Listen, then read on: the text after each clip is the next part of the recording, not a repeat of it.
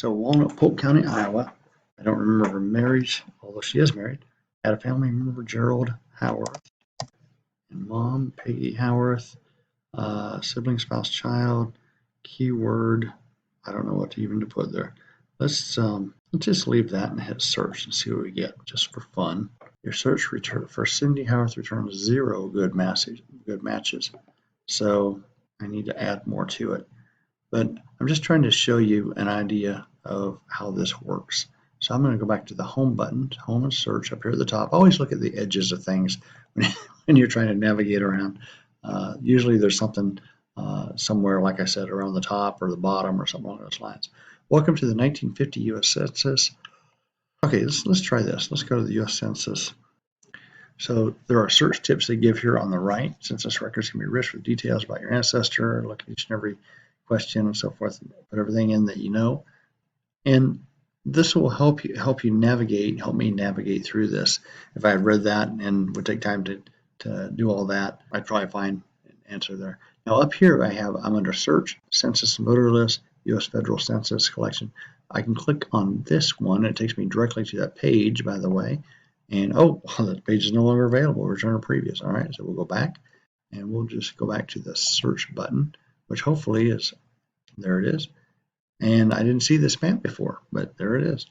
And so we're not really sure what all these little things are here, unless they're states: Arizona, 51 collections, New Mexico, Iowa, and so forth. There's all these different collections of things. Where's Ohio? Here, Ohio. We'll try that. And out of Ohio, you have U.S. World War II draft registration cards, Quakers, death records up through 2038 to 2018. Also 1908 to 32. All sorts of information here. This is really interesting. U.S. Rutherford B. Hayes Presidential Center Obituary Index. Didn't know that was there here in Ohio. Sure enough, it is. Divorce. So you can dig through that on your own. Just for fun, we'll look at the Naturalization, Petition, and Records. Just click on that. And they don't have that available. Create a free online family tree. You can do that here. Click on this and let's see what it brings up. Start your tree. So you put in your name and it'll take you from page to page and pretty much walk you right through how that's done. Let's go back home again. Home. And we can use the U.S. Indian Census rules if we'd like to. Search directly. Search books. Find information on people and places describing 28,000 family and local histories. Search the Revolutionary War, that might be interesting, and search the Canada Census.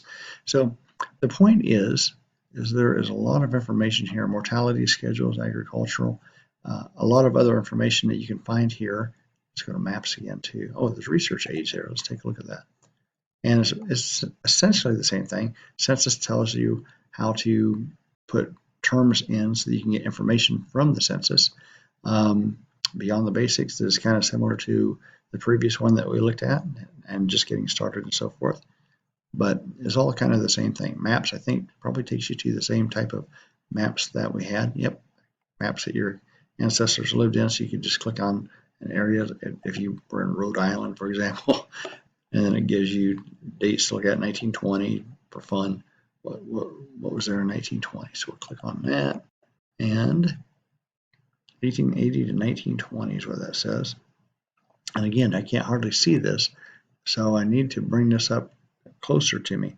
Now I don't see a little plus minus thing anywhere, so what I'm going to do is hold down my control key and hit plus, and that should bring it up. There it is. Let's try that again. Plus. That brings it up a little bit closer to me so I can see what I'm reading. Notice the settled area A in Massachusetts was transferred from Hampshire to Hampton in 1909. Area B was transferred from Norfolk to Suffolk in 1911. Anyway, all kinds of interesting information here. Federal Census in Rhode Island. So they're showing you, or they're showing us where the census was taken. 1920. Go back to 1900 at the turn of the century. Was there anything different there? That was all kind of the same thing. All right, so let's back out of that. Click up here and click back here.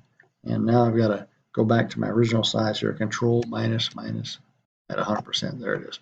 City directories, census map guide, mortality schedules. Take a quick look at that. And here again, you're going to be putting in different names.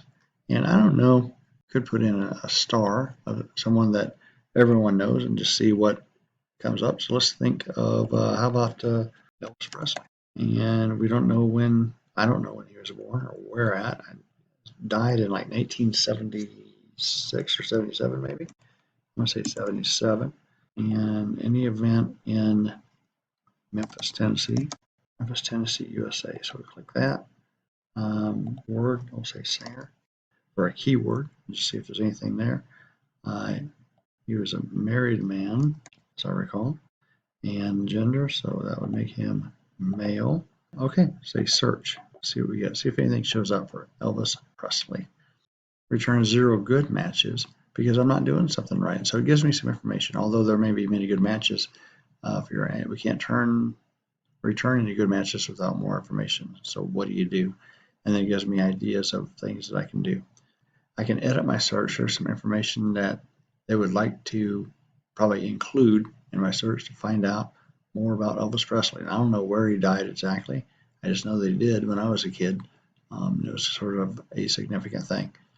Anyway, that should give you kind of an idea of how this whole search thing works using the Heritage Quest online. I want to turn you loose on it rather than me. I could dig in here and spend hours and probably a whole day of my time looking at other people, let alone my own family.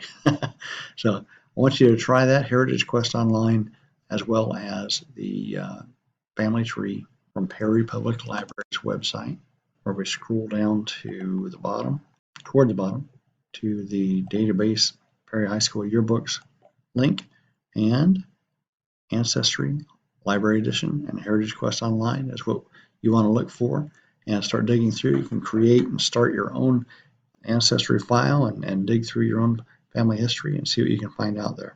So enjoy that. If you have any questions on it or need any more guidance, please feel free to stop in at the Perry Public Library here, 3753 Main Street in Perry, or give us a call, 440-259-3300.